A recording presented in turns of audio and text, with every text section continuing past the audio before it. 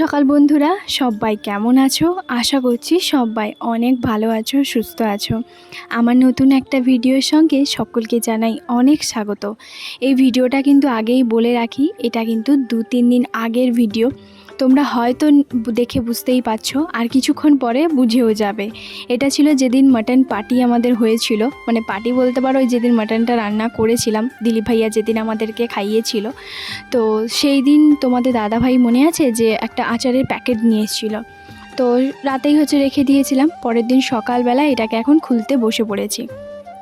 তো যাই হোক, এখন বাজে তোমার ঘড়িতে 7:30। আজকে কিন্তু বৃহস্পতিবার, আর তো সেই কারণে কি বলো তো, তোমাদের দাদাভাই যেহেতু ফার্স্ট নাইট থাকে বিকেল 4টে থেকে রাত 12টা পর্যন্ত, বৃহস্পতিবারটা এলে আমার কাছে যেমন সকালবেলা থেকে বিকেল 4টে পর্যন্ত এতটা ভালো যায়, কারণ যেহেতু তোমাদের দাদাভাই সকালবেলা থেকে বিকেল 4টে পর্যন্ত বাড়িতেই থাকে, মানে 3:30 পর্যন্ত, তারপর তো রেডি হয়ে বিকেলবেলা বেরিয়ে যায় ডিউটিতে। তো তারপর থেকে, সেই 4টের পর থেকে আমাকে নিজেকে সন্ধেবেলা এতটা একা একা লাগে, এত বিরক্ত লাগে, ভালোই লাগে না যাকে বলে। তো সেই কারণে কি বলতো, ভীষণভাবে মন খারাপ লাগে, মানে একা একা চুপচাপ বসে থাকি। রান্নাবান্না তো অবশ্যই তার সঙ্গে থাকে। আর তোমাদের দাদাভাই কখন খেতে আসে বলো তো, ওই 7টা, 7:30, 8টার মধ্যে। তাও আবার কত, ওই 10 থেকে 15 মিনিট, কখনো 5-7 মিনিটের মধ্যে কোনো রকম খেয়েও, যখন কাজের চাপ থাকে যখন আবার চলেও যায়। তো যাই হোক, সেই কারণে আজকে সকালবেলা থেকে বেশ ভালোই ভাবে তোমার দিনটা শুরু করলাম। তো যাই হোক, আশা করছি তোমরা সবাই খুব ভালো আছো। আমি এক সাইডে গ্যাসের উপরে দেখতেই পাচ্ছ প্রেসার কুকারে বসিয়ে দিয়েছি, এটা তোমার ভাত বসিয়েছি। আজকে প্রথমবার আমি প্রেসার কুকারে ভাতটা বানাবো, কারণ আজ থেকে প্রায় 2-3 বছর আগে আমি একবার বানিয়েছিলাম, খুব একটা ভালো হয়নি। আর আমরা তো হাঁড়িতেই তোমার ভাতটা বানাই।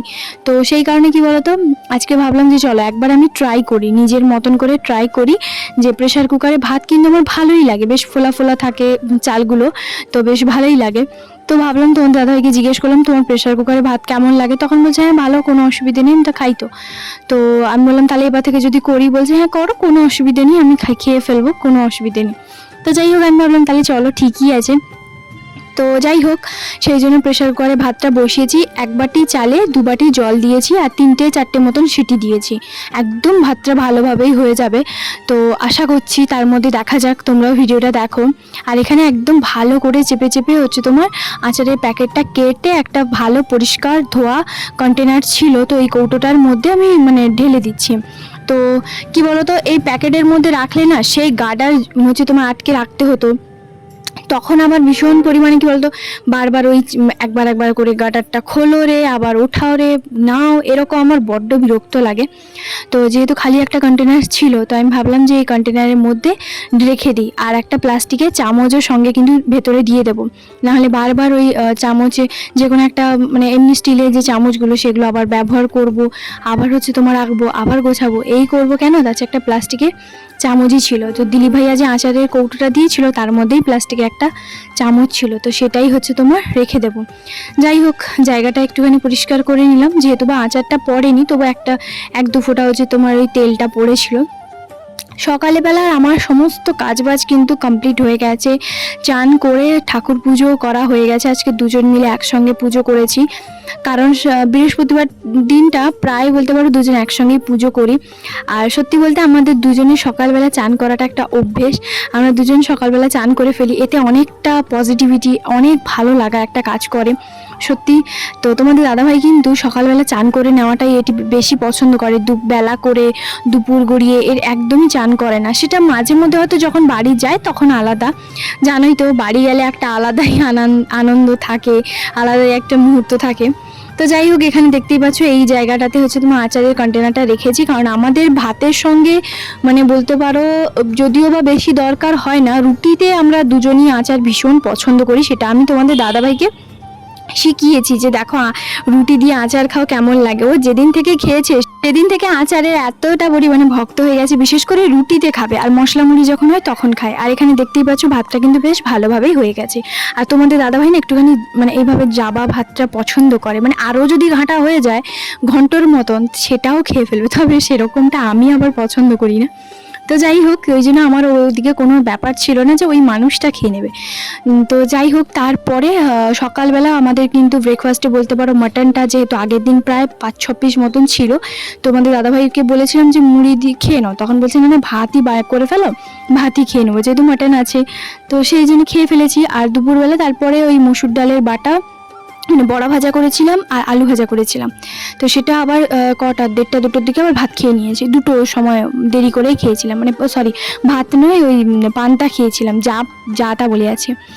তো যাই হোক তারপরে এখন একটা পার্সেল এসছে, আর এর মধ্যে কী আছে চলো তোমাদের সঙ্গে শেয়ার করি। এই কিছুদিন আগে তোমাদের সঙ্গে আমি শেয়ার করেছিলাম যে আমি একটা জিনিস অর্ডার দিয়েছি, সেটা হচ্ছে ইডলি যে স্ট্যান্ডটা সেটা।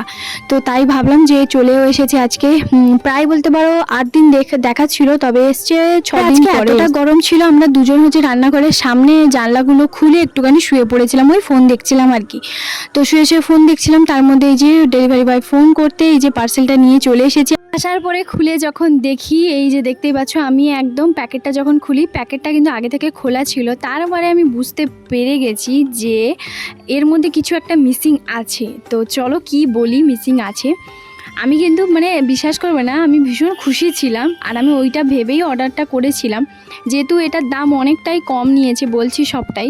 তো যাই হোক কি মিসিং আছে সেটা আগে বলি। আমি পুরো মানে দুটো মানে প্যাকেট হচ্ছে ভালো করে ঝেড়ে ঝেড়ে দেখছি যে পড়বে কিনা বা আছে কিনা, কারণ ওই যে হয় না স্প্যাচুলারে একটা যে ব্রাশগুলো হয় না, তো সেই ব্রাশ একটা যে বাটার ব্রাশ করা, তেল ব্রাশ করা, তো সেই ব্রাশগুলো একটা ছিল, তবে সে ব্রাশটা দেয়নি। তো যাই হোক সে ব্রাশগুলো অতটাও দাম নয়, তবুও কিন্তু দেখাচ্ছিল, যেহেতু দেওয়াটা তো উচিত। আমি বুঝতে পেরে গেছি যে এই প্যাকেটটা প্রথমে খুলেছিল সেই ব্রাশটা মানে নেওয়ার ধান্দাতে এটা মনে হয় খুলেছিল, আর সে নিয়েছে, মানে অন্য যে কেউ প্রথমে, কারণ যেহেতু প্যাকেটটা খোলা ছিল পার্সেলটা।